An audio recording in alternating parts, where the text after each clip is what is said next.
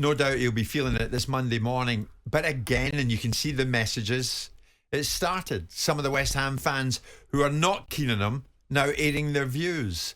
Where will it go? Is that a good enough excuse post-match? Well, the schedule. Look at the schedule last season. They were in Europe, they went all the way and they won a European trophy. Yeah, this result hurt him. Make no mistake about that. I think he can take a defeat, but the magnitude of 5-0 at Fulham was a big, big defeat. And I don't want to take anything away from Fulham. Wonderful result and a brilliant week for the football club. Where do you look at West Ham? 9th in the division at this moment in time. Lost one game in the last 6, 7 maybe. In a decent place in Europe. If they end up winning this game against Freiburg on Thursday, they top the group and miss a couple of games back end of the competition, last 16, I think. So they're in a reasonable position.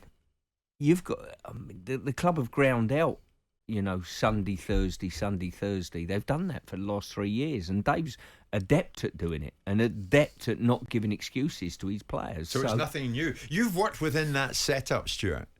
Does it baffle you whether calls, was there pressure on Moyes when you worked in that setup, and did you find it strange? I think first time round when we were there, 17, 18, we had 7 months at the football club and got them from out the relegation zone to a good position, a decent position in the league, and kept them going down.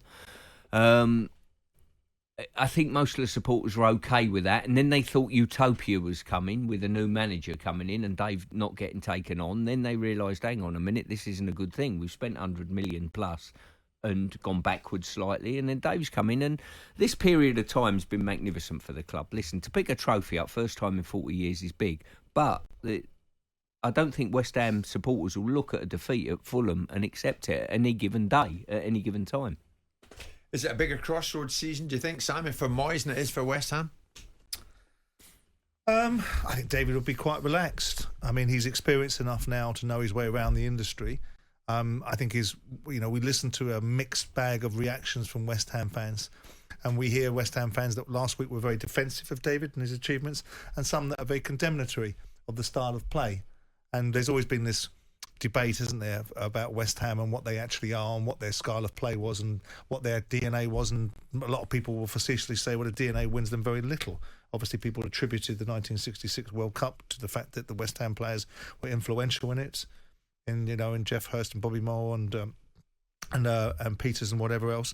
But you look at this and say, it's a bad result in isolation. I didn't take away. I'm the first one to leap on managers about excuses. I didn't take away from that David was potentially leading towards the fixture list. He mentioned it as a factor, and it may well be a factor.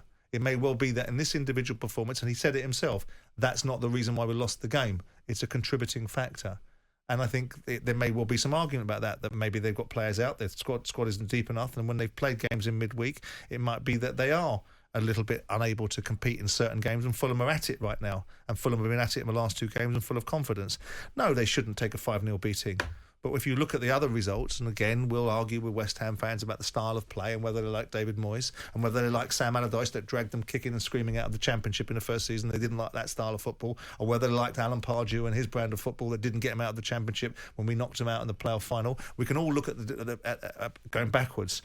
I don't think that David Moyes need worry if he's not, about whether he will find work elsewhere if that's what he wants to do.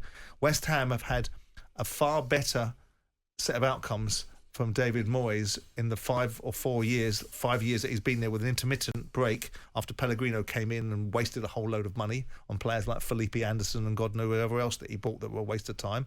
And David's he's put them into a situation where he's saved them from relegation, put them high up the league, put them into Europe, won European competitions. They're sitting, 9th in the league? Yep. What are we talking about here? One game.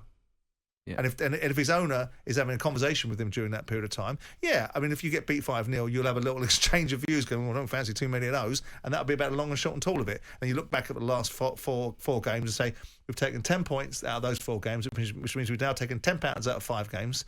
We've won a European game in the middle of it. Not much to see here. Bad result. Bad day at the office. Yeah. What does life look like for Moyes as and when the time comes from leaving West Ham? Maybe that might happen at the end of the season. Yeah, I'm slightly biased, Jim. I think he's got enough credit in the bank and he can point straight to a trophy that's sat behind him at the training ground or at the ground, wherever it may be, and say, look, I've delivered that for you. I've delivered you European football 3 years running. What more do you want from me? If I was the owners, I would say it's probably the best level of stability consistently that West Ham have had as a football club for a long, long time. That's my view from outside the club now. And I would say to the owners, a conversation might be they might get to the summer with no contract signed and they might sit down with Dave. We're looking at Brighton and we're saying, everything about Brighton, wonderful. Everything about Brighton, wonderful. So what is it that Brighton are doing that West Ham are not? Expectation. They're 2 points behind in front of West Ham. They've gotten beaten themselves 6 this year in a game. And they're doing precisely the same things as West Ham. So I think you have to get context about what David Moyes has and hasn't done. I find the narrative strange about why David comes in for this criticism. Yes, we discussed it last week. If I had the choice between watching Tottenham and West Ham, who would I prefer to watch? Yes, I'd prefer to watch Tottenham. And our West Ham, everyone thought, like Harry Kane, you take Declan Rice out of West Ham, you're going to have a problem next season. You take Harry Kane out of Spurs, you're going to have a problem next season. But you don't have a problem at West Ham. You had a bad result against Fulham.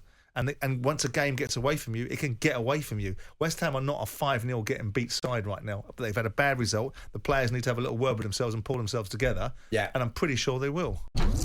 Jim White and Simon Jordan.